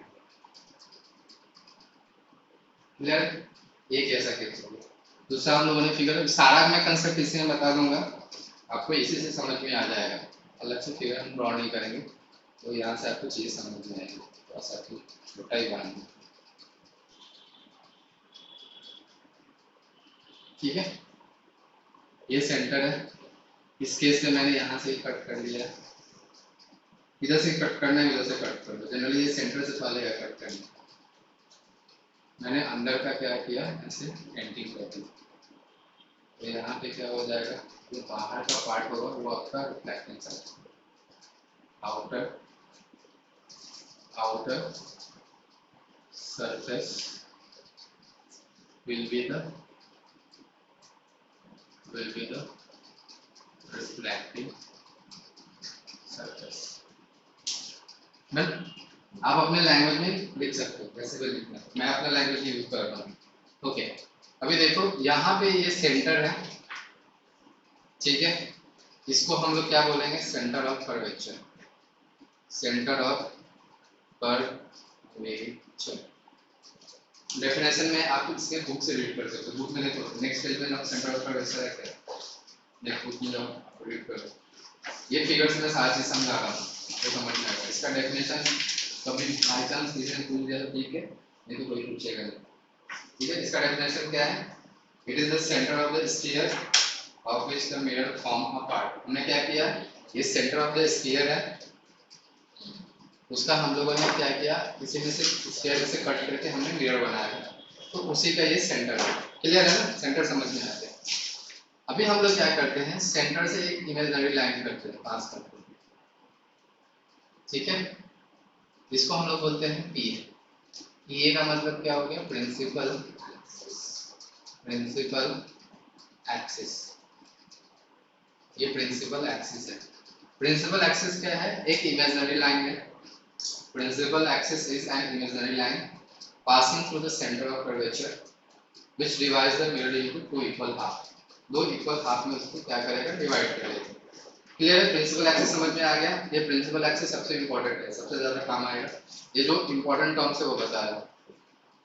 यहाँ पे जो मिरर के पार्ट, ये जो पार्ट है, यहाँ पे जो पॉइंट है, प्रिंसिपल एक्सिस पे जो पॉइंट है जो कि मिरर पे फॉर्म हो रहा है, इसको बोलते हैं हम लोग पोल। इसको हम लोग क्या बोलेंगे, पोल, ठीक है। अभी इसके जो मिडल पॉइंट है, मिडल पॉइंट को हम लोग बोलते हैं एफ। एफ क्या है? F is the focus. इसका अलग डेफिनेशन भी है फोकस का, तो मैं उसको बाद में बताऊंगा। अलग डेफिनेशन है, और जब रे ऑफ लाइट पास करते हैं parallel to principal axis that will be converted into the a single point that is known as the focus. ठीक है, तो उसको मैं बाद में बताने वाला हूं। और देखो फोकस का प्रिंसिपल एक्सिस हो गया, और रेडियस ऑफ कर्वेचर क्या होता है? Radius of curvature, radius of curvature क्या है? फोकस। रेडियस ऑफ कर्वेचर क्या है? Distance between the centre of curvature and pole, या रेडियस ऑफ द स्फीयर, इसको भी हम लोग बोल सकते हैं। इसको हम लोग क्या बोलते हैं? आर जो है that will be the radius of curvature. Curvature, radius of curvature क्या है? That will be the distance of the pole from the centre of curvature, ये रेडियस है। या हम लोग क्या बोल सकते हैं दूसरे डेफिनेशन में कि radius of the sphere is known as the radius of curvature. Clear है? ये सारे इंपॉर्टेंट टर्म्स हैं, तो इसको आपको याद रखना है। फोकल, इसमें एक वर्ड आता है एफ, स्मॉल एफ से हम लोग डिनोट करते हैं, that will be known as the focal length. What is known as the focal length? Focal length क्या है? डेफिनेशन लिखना है क्या? नहीं, जरूरत नहीं है, आई थिंक की जरूरत नहीं है, मैं समझा दे रहा हूँ। फोकल लेंथ क्या है? It is the distance between focus and pole. ऐसे आप खुद से डिफाइन कर सकते हो, ये सिंपल है। रेडियस ऑफ कर्वेचर क्या है? Radius of the sphere that will B part of sphere, ये इसका। या आप डायरेक्टली ऐसे भी बोल सकते हैं सेंटर ऑफ कर्वेचर से लेके पोल के बीच का डिस्टेंस। कितना याद है? सिंपल है, कोई ज्यादा नहीं। एफ क्या है आपको समझ में? इसका दो डेफिनेशन बोल सकते हैं। एफ क्या है आपका कि the mid point of R and P. R मतलब sorry centre of curvature and P, pole का एंड सेंटर ऑफ कर्वेचर का हाफ है, वो मिड पॉइंट है, ऐसे बोल सकते हैं। नहीं तो नेक्स्ट डेफिनेशन क्या है फोकस का? रे of light passing parallel to the principal axis after reflection it will converge at the point, that point is known as the focus। Clear है? ये समझ में आ गया डेफिनेशन? दो डेफिनेशन है, दोनों डेफिनेशन में बता दूंगा आपको। एक पहले ये डेफिनेशन होगा, सेकंड डेफिनेशन होगा। अभी उस केस में भी सेम होगा, उस केस में भी देखो। अभी इसका हम लोग अगर ड्रॉ करते हैं तो मुझे बताओ ये क्या होगा? ये बताया क्या नाम है? Curvature, centre of curvature. हाँ, ये सेंटर ऑफ कर्वेचर, ऐसे याद रखना, सेंटर ऑफ कर्वेचर। क्या नाम क्या बताया था? रोमित। हाँ, आर से। ओके, ये क्या है कौन बताएगा? ये यहाँ से यहाँ तक का डिस्टेंस। अच्छा ये बताओ मुझे, ये क्या है? होल। हाँ, यहाँ से यहाँ तक का डिस्टेंस को क्या बोलते हैं? Radius of curvature. रेडियस नहीं, इसको बोलते हैं रेडियस ऑफ कर्वेचर। ठीक है, इसको मैं याद करा रहा हूँ आपको, रेडियस ऑफ कर्वेचर। क्लियर है? देन यस, इसका एक मिड पॉइंट होता है, उसको हम लोग क्या बोलते हैं? फोकस। बराबर है? प्रिंसिपल और पोल के और इसके बीच का डिस्टेंस क्या बताएगा? Focal length. इसको हम लोग क्या बोलेंगे? Focal length. एफ से डिनोट करते हैं, that is known as the focal length. याद रखना है। ये हो गया focus, this one is the focus. बराबर है? और कुछ नहीं, बाकी आगे दोनों कंपेयर करके देखिए। This one is the principal axis. ये पूरा का पूरा ये जो लाइन है, ये इमेजिनरी लाइन, ये पूरे लेंस को टू इक्वल पार्ट में डिवाइड करता है। बेसिकली हम लोग क्या करते हैं, जो भी आपने लेंस जो भी आपने मिरर फॉर्म किया उसको दो इक्वल हाफ में डिवाइड करते हैं, that is known as the principal axis. अभी कोई भी अलग से, ये तो मैंने पार्ट करके बताया, आपने अलग से ऐसे मिरर लेके बनाया, इसको बीच से डिवाइड करने वाला लाइन जो रहेगा वो प्रिंसिपल एक्सिस रहेगा। क्लियर है ना? तो this one is nothing but principal axis. Done? अभी यहाँ पे दो टाइप के मिरर पड़ेंगे, इसको हम लोग क्या बोलते हैं? दिस इज नोन एज, अभी मैंने ये कट करके बनाया कि कौन कौन से पार्ट है। This is known as the concave mirror and this one is known as the convex mirror। अभी देखो, इसको याद रखने का तरीका है, मैंने एक तरीका निकाल के रखा है। इसके कारण से मैं कभी कंफ्यूज नहीं होता। हम लोग ये मैंने बताया क्या, अभी बताया कि हम लोग कट करेंगे तो किस तरह का फिगर दिखेगा, इस तरह का। अभी आपने केव देखा है, केव क्या रहता है, ये इस तरह का दिखता है, ये अंदर वैसे इन करने वाला। तो यहाँ पे किसमें इन करने वाला दिख रहा है, इसमें दिख रहा है ना, ये रिफ्लेक्टिंग टाइप का सरफेस है, रिफ्लेक्टिंग इस टाइप का सरफेस है। तो जो रिफ्लेक्टिंग सरफेस केव टाइप का दिख रहा है, इधर से रिफ्लेक्टिंग सरफेस, वो केव। इसको याद करके रखो, कभी नहीं भूलोगे जिंदगी में। कभी भी कंफ्यूजन हो तो मेरे को याद करना और ये वर्ड को याद करना, सर ने ऐसा बताया था केव करके, ठीक है। तो वहां से आपको याद रहेगा केव, उसका अपोजिट बोलेगा। और यहाँ से अगर आपने ये दोनों याद कर लिया तो मैं जब लेंस में आऊंगा, जब रिफ्रैक्शन पढ़ाएंगे वहां पे जब आओगे तो इसी को हम लोग वहां पे उल्टा कर देंगे, तो वहां पे भी आपको चीजें समझ में आती है। क्लियर है? तो नोट डाउन कर दो इसको, इसको हम लोग क्या बोलेंगे, कॉन्वेक्स फिगर। ये दोनों फिगर नोट डाउन करो, इसके ऊपर में हम लोग बात करेंगे। इसके ऊपर में सम लॉज है, उस लॉज को देखते हैं। ये सारा नॉमेनक्लेचर वगैरह हो गया आपका। साइन कन्वेंशन गिवन क्या होगा, गिवन फॉर्मूला ये फॉर्मूला साइन कन्वेंशन बात करेंगे। यहाँ पे एक रिलेशन होता है, आर एंड एफ जो होते हैं वो एक दूसरे से रिलेट होते हैं। ये कैसे रिलेट होते हैं, दोनों केस में सेम है, जो भी पढ़ेंगे हम लोग सेम पढ़ेंगे। यहाँ पे एफ जो होता है that will be equal to R by two, ये इंपॉर्टेंट है, इसको याद रखें। क्योंकि हम जब न्यूमेरिकल प्रॉब्लम सॉल्व करेंगे तो उस केस में कभी कभी होता है, रेयरली आर का वैल्यू गिवन होगा तो आप एफ का वैल्यू निकाल सकते हो। एफ का value how you can find, by using this formula, F is equal to R by. मैंने क्या होता है, मिड पॉइंट है ना, मिड पॉइंट का मतलब क्या होगा, हाफ ही होगा ना, समझा? तो इस तरह से आप, इसलिए मैंने दोनों डेफिनेशन बताया, नहीं तो मैं वो डेफिनेशन बताता उसमें आपको दिक्कत हो सकता है।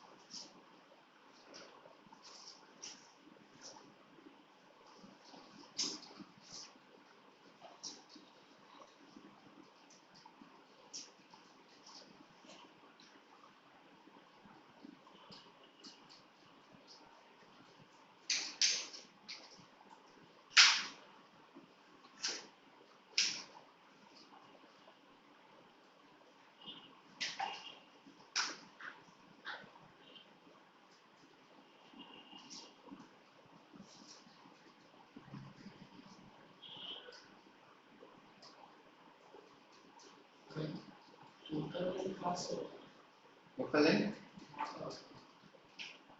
ये फोकल है, इसके और इसके बीच का डिस्टेंस, इसके और इसके बीच का डिस्टेंस जो है दैट फोकल है। क्लियर है? यहाँ पे भी आप दिखा सकते हैं, ये फोकस, ये एफ, और रेडियस कहाँ से यहाँ तक आर का वैल्यू। यहाँ पे देखो ना, यहाँ पे फोकल लेंथ दिखा है ना, यहाँ पे पहले से ही लिखा हुआ है। क्लियर है ना? और कुछ? हाँ, बीच में कुछ वो भी सेलेक्ट करो।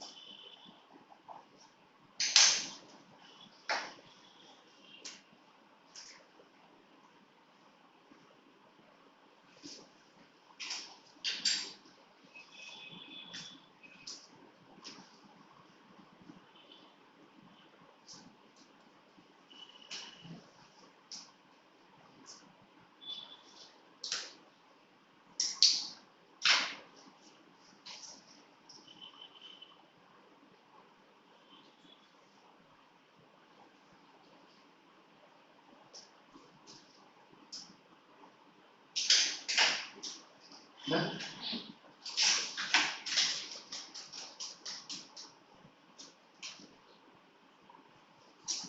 करेक्ट हो गया।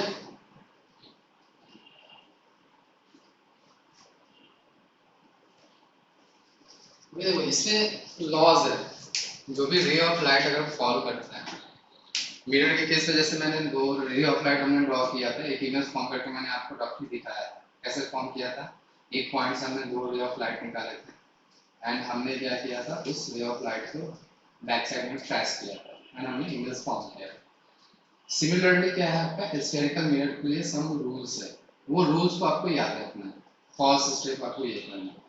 नेक्स्ट क्लास के लिए आपका होमवर्क रहेगा, मैं आज बता रहा हूँ, नेक्स्ट क्लास में किसी को यहाँ पे बुला के बोलूँगा कि आप यहाँ पे ड्रॉ करके बताओ मुझे, जितने भी रूल्स मैंने बताए वो सारे बताए। 4 रूल्स है, आपको 4 रूल्स फॉलो करना है। 4 में 3 इंपॉर्टेंट है।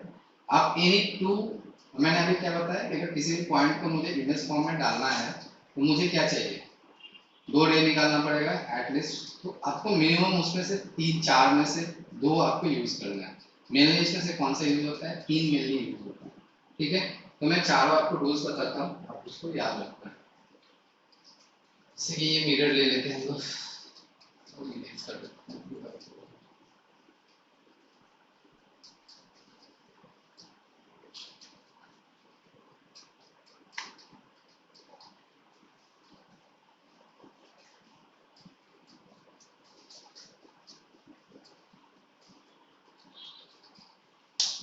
पास नहीं जा रहा ना, समझ में आ रहा?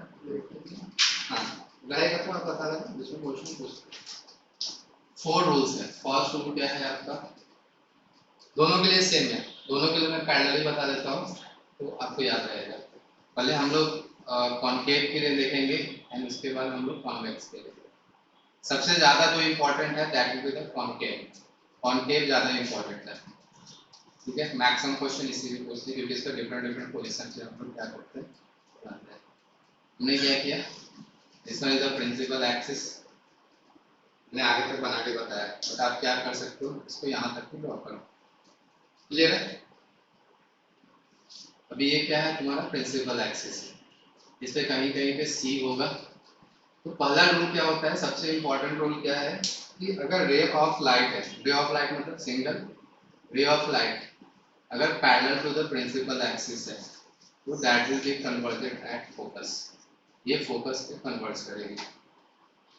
कितना भी रे ऑफ लाइट ले लो, मैंने इधर से रे ऑफ लाइट ले लिया, ये पैरेलल दिख रहा है क्या, इसके पैरेलल दिख रहा है ना, पैरेलल का मतलब समझ में आता है ना। हाँ अगर पैरेलल भी नहीं समझ में आता तो मेरे से पूछो, मैं बताऊंगा। मैंने क्या बोला, ए भी नहीं आता है तो मैं सिखाऊंगा, आप पूछोगे तभी तो मुझे मालूम चलेगा, नहीं तो मालूम कैसे चलेगा क्या आता है क्या नहीं आता है। तो यहाँ से रे ऑफ लाइट जाएगा, तो इसको कहीं पे भी नहीं जाना है, इसको कहाँ पे जाना है, इसको जाना है यहीं पे, ये फोकस पे ही जाके पास करेगा। कितना भी रे ऑफ लाइट है, ये 2 हो गया, कलर यहाँ पे रे ऑफ लाइट ले लिया, ये भी पैरेलल है, ये कहाँ से पास होगा, फोकस से पास होगा। आपको ये डायरेक्शन दिखाना है सब केसेस में, बिना डायरेक्शन के मार्क जो है वो कट जाएंगे आपको, तो ये हमेशा रूल फॉलो करना है। क्लियर है? ये फर्स्ट रे ऑफ लाइट है। अभी बोलोगे सर इसके लिए दिखा दिया, ऐसे ऐसे करके दिखा, कॉनकेव के लिए भी दिखा दो, ये कॉनकेव हो गया ना, कॉनकेव, ये दूसरा हमने कॉन्वेक्स के लिए दिया, ठीक है। ये प्रिंसिपल एक्सिस हो जाएगा, ये रिफ्लेक्टिंग सरफेस, बराबर ना, रिफ्लेक्टिंग सरफेस, ये प्रिंसिपल एक्सिस। क्लियर है? इसका सेंटर किधर होगा, ये साइड की, ये साइड, सर्कल इस साइड में फॉर्म होगा ना। तो ये मेन इंपॉर्टेंट इसको ध्यान रखना है, सर्कल किस साइड में फॉर्म होगा, सर्कल ये साइड में फॉर्म होगा, इधर नहीं रहेगा। इसका फोकस कहाँ पे रहेगा, यहाँ पे रहेगा, और सेंटर ऑफ कर्वेचर यहाँ पे रहेगा। ऐसे मैंने हाफ ऑफ डिस्टेंस बनाया, रफली बनाया है। आप जब भी करते हो, अगर आप रफली जनरली बनाना रहता है आपको, लेकिन अगर एक्यूरेट बनाना हो तो आपको एक्यूरेट रिजल्ट लगा आएगा, वो आपको कुछ भी दिमाग में नहीं लगाना। सेंटर ऑफ कर्वेचर कैसे होगा, इधर में सर्कल किधर फॉर्म होगा, चेक करो, इधर सर्कल फॉर्म हो रहा है, इधर फॉर्म हो रहा है ना, इधर ही सेंटर ऑफ कर्वेचर होगा ना। सेंटर ऑफ कर्वेचर किधर होगा, अभी फिगर बनाया था, देखो फिगर में चेक करो, हाँ चलिए सेंटर ऑफ कर्वेचर डाला मैंने। हाँ तो सेंटर ऑफ कर्वेचर इधर ही आएगा ना, रिफ्लेक्टिंग सरफेस किधर हो गया, ये साइड में हो गया। क्लियर है, समझ में आ गया। हाँ तो इसको इसमें कंफ्यूजन नहीं होता है, मेनली कंफ्यूजन होता है तो कंफ्यूजन को दूर करना है, तो कोई डाउट से पूछ लेना। अभी रे ऑफ लाइट हमने यहाँ से पैरेलल लेके जाएंगे। अभी ये कहाँ पे जाएगा, फोकस पे मिच होगा, अभी तो ये जा नहीं सकता, फोकस तो इधर है। अभी ये क्या करेगा, ये ऐसा रे ऐसे ये रिफ्लेक्ट होके जाएगा सो दैट ये रे ऑफ लाइट ऐसे पास हो जाए, इसको ऐसे हम रिफ्लेक्ट करेंगे। क्लियर है, this one is concave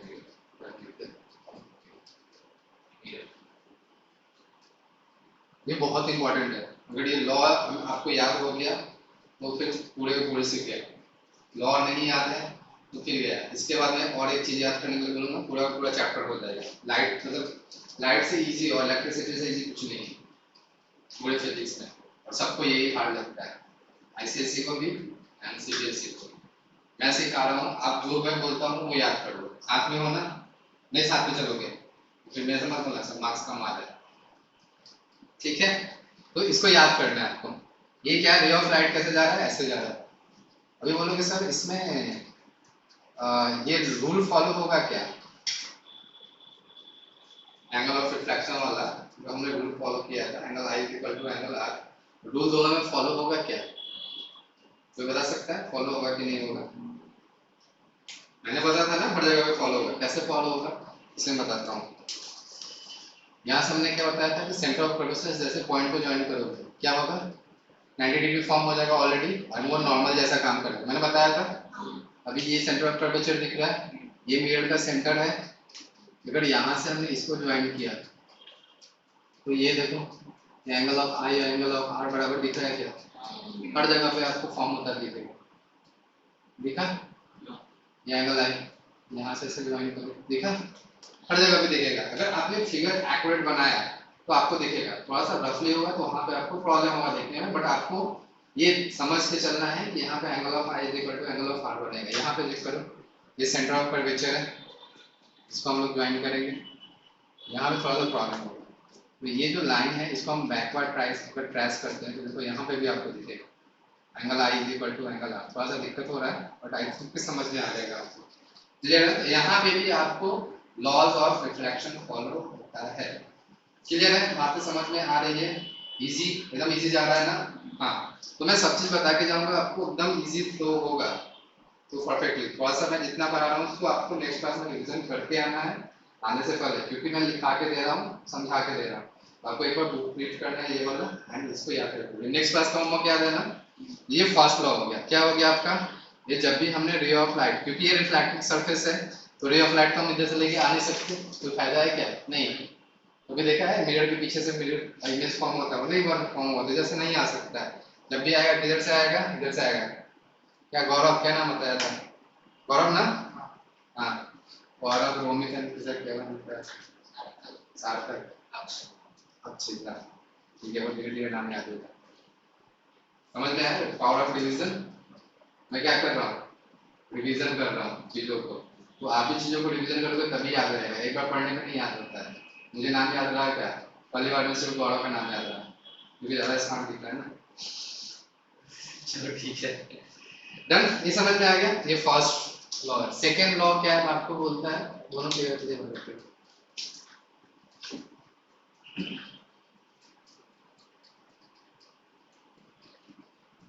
sir कितने मजाक करते हैं, नहीं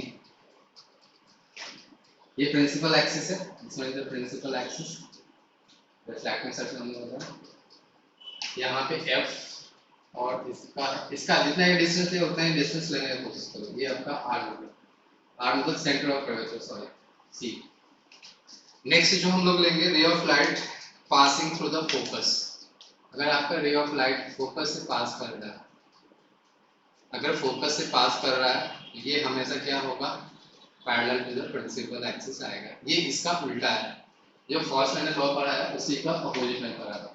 उस केस में क्या हो रहा था, पैरेलल आ रहा था, फोकस से पास कर रहा था।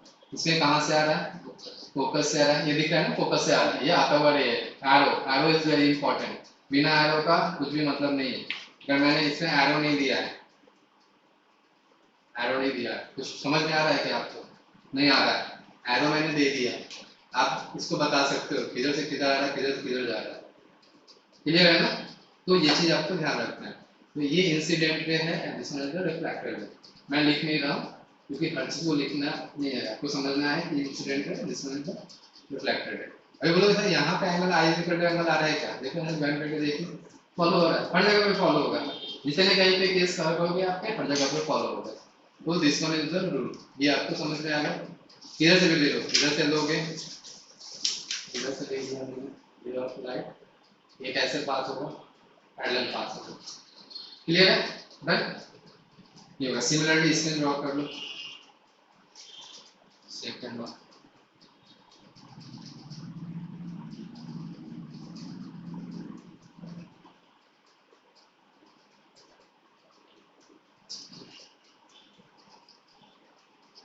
यहाँ पे F, यहाँ पे C इक्वल डिस्टेंस रखने का।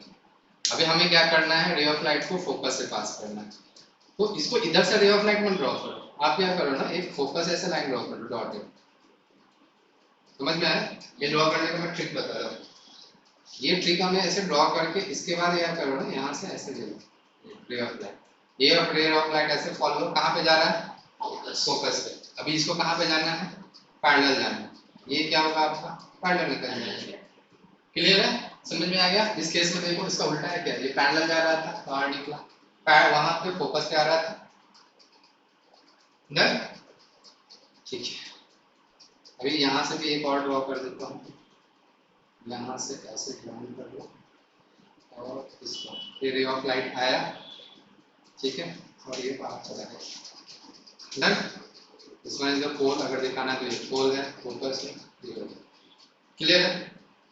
सिंपल है ना? हाँ। इसका थर्ड लॉ देखो।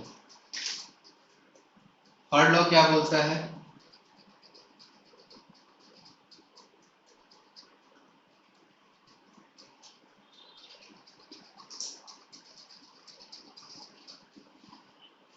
ये C है, ये F है।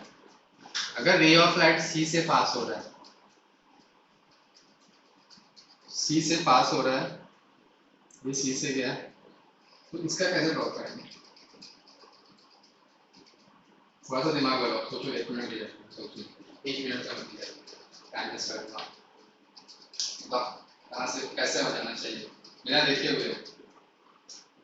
कैसे जाएगा? हाँ, सोचो, दिमाग लगाओ, जितना मैंने पढ़ाया उसी के दिमाग पे आ जाएंगे।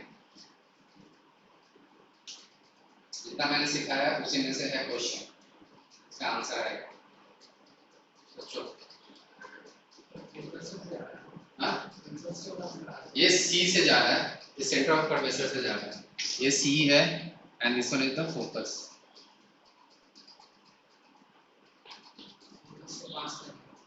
ये कहाँ से पास करना चाहिए इसको? हाँ, रिफ्लेक्टेड मिरर के पीछे आएगी। मिरर के पीछे कैसे जाएगी? वो जा ही नहीं सकती है, वो तो ट्रैश से तभी जाएगा। हम बताएगा फोकस से कैसे जाएगा? देखो मैंने क्या बताया था, angle I is equal to angle R form होना चाहिए। एंगल I का वैल्यू यहाँ पे क्या है? इसी पे आ जाएगा। हाँ, एंगल I का वैल्यू कितना है? देखो मैंने क्या बताया था, सेंटर ऑफ कर्वेचर से जो भी पॉइंट से हम ज्वाइन करते हैं तो नॉर्मल फॉर्म होता है, तो नॉर्मल के डायरेक्शन में जा रहा है। एंगल I का वैल्यू कितना है? 0। हाँ, मैंने बताया ना, नॉर्मल के साथ कितना एंगल बना रहा है, तो जितना मैंने कंसेप्ट बताया उसी में से घूम फिर के आ रहा है, ये उसी के बेस पे है। अभी ये लॉज मैंने आपको वही कंसेप्ट सोचने पे आपको मजबूर करके मैंने याद करा दिया। ठीक है, this is the one way of technique to teach. ठीक है, तो ये आपको याद हो जाना चाहिए। ये एंगल ये जैसे गया वैसे ही चेक हो जाएगा, क्यों? क्योंकि angle I is equal to angle R है। क्लियर है? समझ में आ गया? ये this is the third law. Third law क्या करेगा, इस तरह से हम इसको फॉर्म करेंगे, ये जैसे गया वैसे ही वापस आ गया। इसमें दो रे ऑफ लाइट दिखा देंगे, ये आने वाला लाइट है। नेक्स्ट आपका इसी का मैं दूसरा फॉर्म दिखा देता हूँ।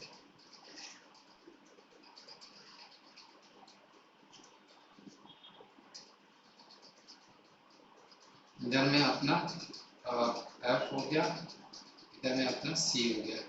रे ऑफ लाइट हमको कहाँ से लेके आना है, सी से लेके आना है। मैंने ऐसे पहले डॉट ड्रॉ किया है, क्लियर है। यहाँ से एक रे ऑफ लाइट ड्रॉ कर दो।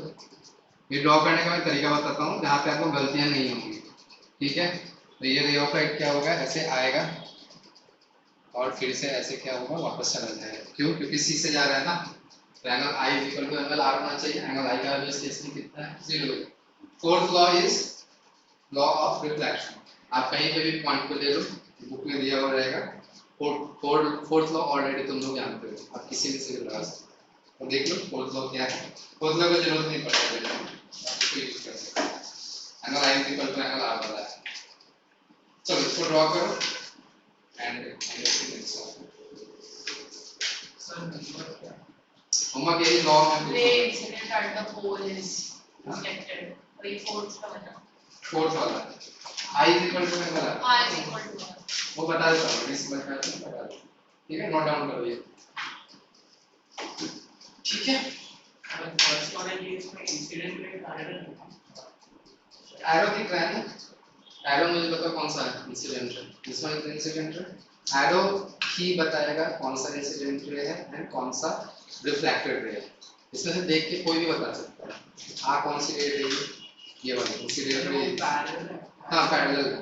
तो ये सारे diagram PA is the principal axis। अच्छा PA का मतलब प्रिंसिपल एक्सिस, तो उससे पैरेलल प्रिंसिपल एक्सिस के पैरेलल है। और सेकंड केस में रिफ्लेक्टेड रे हाँ रिफ्लेक्टेड रे पैरेलल, ठीक है। और कोई क्वेश्चन नहीं ना, समझ में आया। इसमें रूल्स आपको याद रखना है कि जब भी रे ऑफ लाइट पैरेलल जाती है तो इसमें स्टेटमेंट लिखा दो क्या, कॉस्ट के लिए अगर चाहिए तो आप स्पेस छोड़ कर रखो, मैं स्टेटमेंट दे देता हूँ आपको, नहीं तो आप ऐसे भी याद कर सकते हो।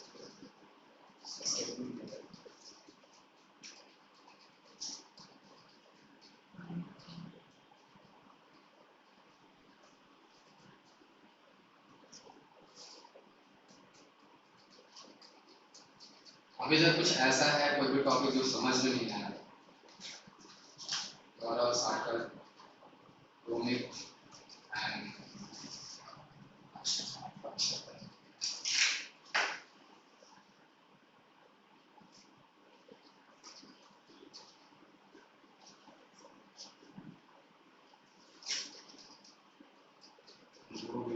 से एक पत्ता लेके से सार्थक है ना।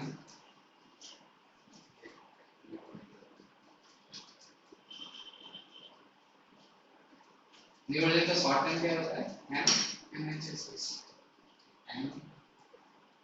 NHS न्यूमरल स्कॉलर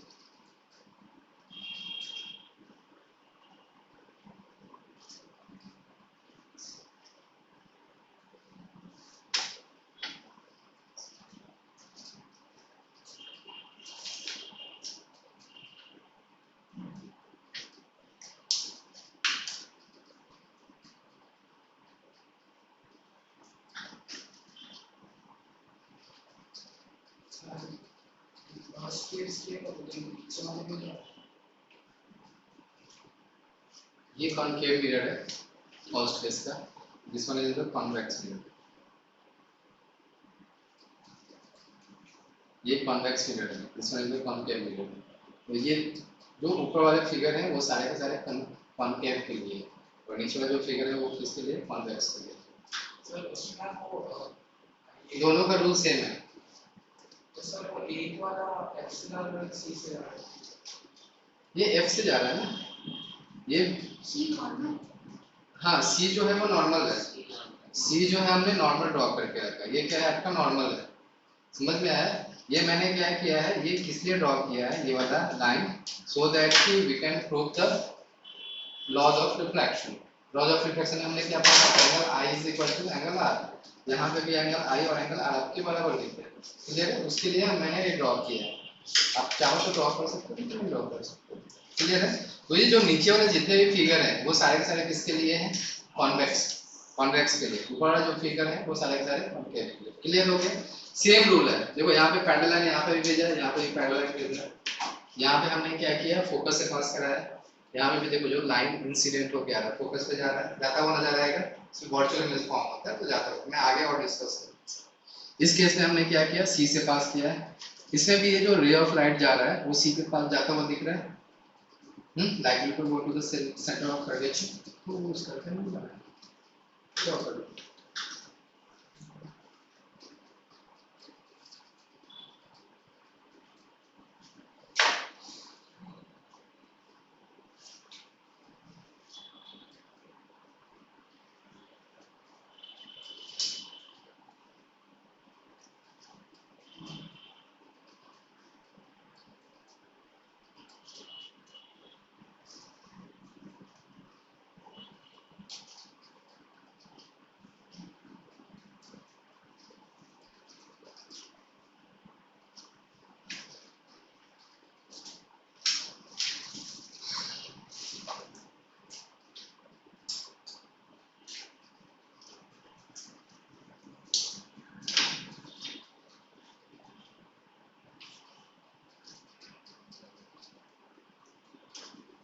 ये रूल्स कल के पहले याद होना चाहिए, नेक्स्ट क्लास नेक्स्ट सैटरडे को रहेगा अपना क्लास,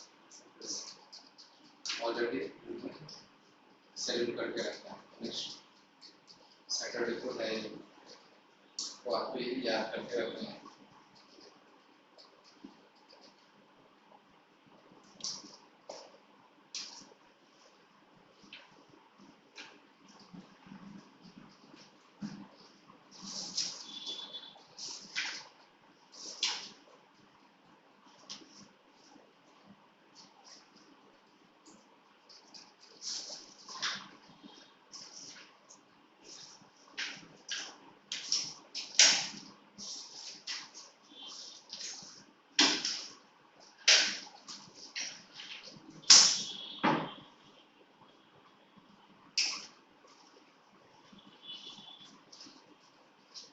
चलो एक और पार्ट करा दें, 8 मिनट बाकी है,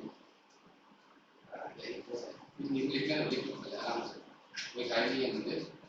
सर अभी डायग्राम रफली ड्रॉ किया पर मेजरमेंट्स नहीं ठीक है वो चलेगा, जनरली एग्जाम में भी आपको रफली ड्रॉ करना होता है, कोई इशू नहीं है उसके, बट आपको रूल्स याद रखना है, रूल्स याद रखना है कि अगर उन्हें पैरेलल लाइन लेके जा रहे हैं तो एफ पे ही पास करना चाहिए, अगर आपने सी पे दिखा दिया है कहीं और दिखा दिया तो गलत हो गया। तो रूल्स इज इंपॉर्टेंट। मैं क्यों होमवर्क दिया और इस वजह से मैंने कुछ भी होमवर्क दिया है सिर्फ इसको छोड़ के, आपको ये इंपॉर्टेंट बात है, सबसे इंपॉर्टेंट पार्ट ये है। तो इसके बेसिस पे हम लोग 6 डिफरेंट पोजीशन के लिए हम रे डायग्राम बनाते हैं, वो 6 पोजीशन के लिए आपको इसी के बेस पे हम वहां पे फॉर्म करके बताएंगे, अगर ये याद है तो वो समझने में आपको इजी जाएगा। कॉन्केव के लिए 6 ना और कॉन्वेक्स के लिए 9। हम इसके लिए तो पढ़ते हैं स्कूल में करा दिया, ठीक है, लिमिटली ये याद रखना है आपको, अगर ये याद रखना है तो समझ में आएगा। डन हो गया?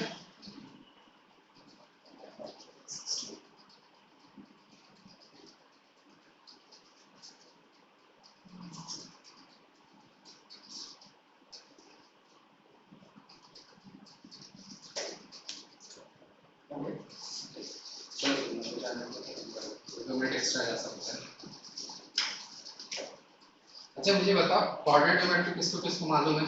9th वाला किसने पढ़ा है? कोऑर्डिनेट हाँ हाँ पढ़ा है ना, पढ़ा है।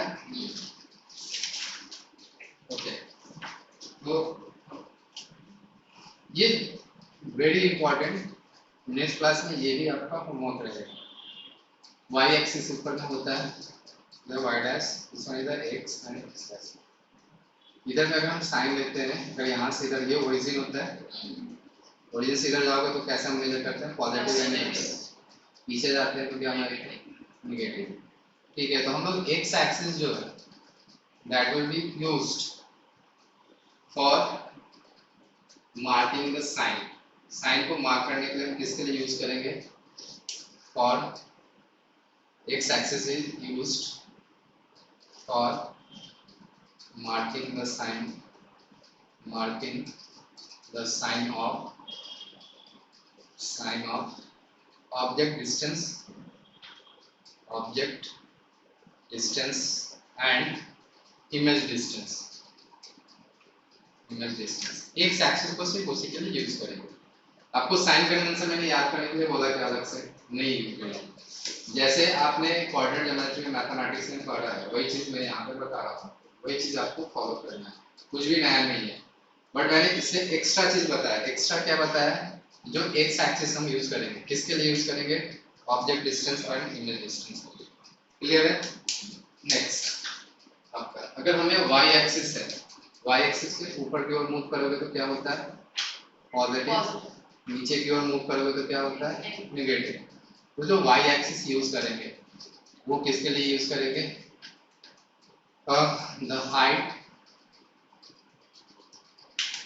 Of the object and image.